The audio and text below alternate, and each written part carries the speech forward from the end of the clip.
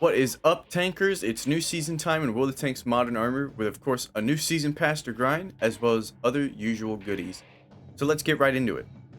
Starting with that season pass, with the free pass, you will earn the Tier 8 Russian Premium Tank Destroyer, the KV-4 KTTS at Stage 100, alongside silver, gold, consumables, boosters, vouchers, cosmetics, and a singular war chest. With the paid 2K Gold Pass, you'll earn the Tier 6 Russian Premium Medium Tank, the Loz's M4A2 Sherman at Stage 25, the Tier 8 American Premium Tank Destroyer, the NM116 Panzerjäger at Stage 75, and the brand new Era 3 Independent Alliance Premium Medium Tank, the Engesa EET1 Osorio P2. Hopefully I said that at least somewhat correctly, at Stage 100, alongside even more silver, gold, and more war chests.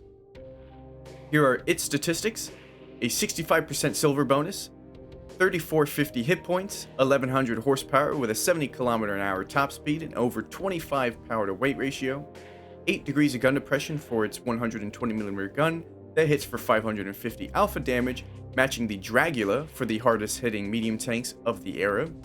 It is equipped with 2 APFSDS rounds, the standard having 633mm of penetration and the premium having 700mm, while both of them have 1790 shell speeds.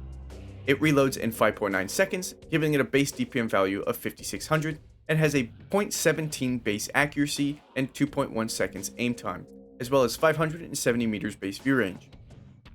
Looks pretty decent to me, but I won't know. Quick look at its armor might give you an idea, but no clue if it's spaced armor or not. I would presume it definitely has some. It's also worth mentioning there will be a skin for this tank unlocked 20 stages after pass completion, so basically at stage 120. So when you get this tank, keep playing the game for its skin.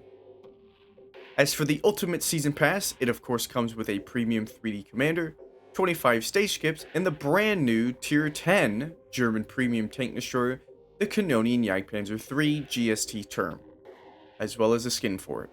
Here are its stats with 1900 hit points, also 1100 horsepower, with a top speed of 68 and an above 22 power to weight ratio. Oh lord.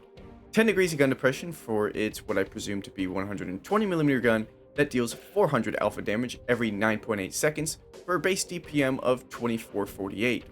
It uses standard AP with 265mm of penetration and 1200 shell speed, and premium heat with 310mm of penetration and 1000 shell speed. It comes with a base accuracy of .36 and 2.5 seconds aim time, as well as 390 meters base view range.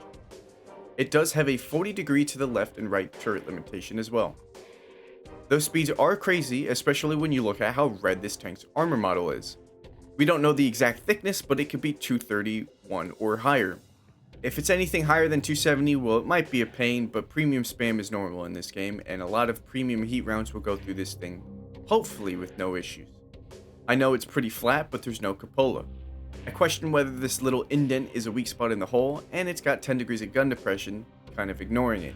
Otherwise, its gun is pretty lackluster in stats with below average DPM for a tier 10 TD, and penetration values that don't line up with the roll either.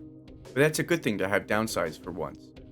Another thing I guess we can see the silver lining for is that it's not a high damage gun, but it's still virtually another free tier 10 tank destroyer for people to abuse, and it looks at least pretty good. On top of that, the season pass comes with 2 more tank destroyers, and one of them I deem to be really overpowered with the NM116 Panzerjäger, so this season might really frustrate some players, myself included. Moving away from the season pass, however, we were shown the 2 new Awakened mode tanks that will be coming later in the season alongside the Awakened mode itself. The first being this Era 2 tank destroyer called the Monsterjäger. I believe it's the Raketen Automat German tank with dual autoloaders, so it should be interesting to say the least. And the second monster tank is another double barrel vehicle with this tier 9 tank destroyer, the Night Stalker, which we believe to be based off of this Hunter tank. So, 2 double barrels for Halloween this year, and it should be interesting to see what unique mechanics they get in the Awakened mode itself with the first double barrels inside the mode. And remember, these tanks are coming out later in the season, not at launch. What is coming at launch is a returning map, that map being Wide Park, which I believe was stated to be tiers 3 to 8, meaning yes, we won't see this map in tier 10 or Cold War, which is fine. But it's also understandable for players to question why this was chosen over maps that could be put into Cold War and high tiers like Northwest or Sacred Valley. Either way, White Park will be returning at launch. The customizable garage will be getting Halloween themed gear as well for you to decorate your garage with, and this stuff is way more atmospheric this time around with some SFX garage gear items to really spook up your garage this year.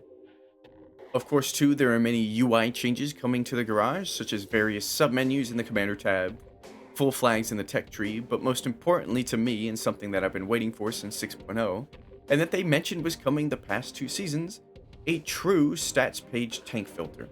Thank God it's finally here.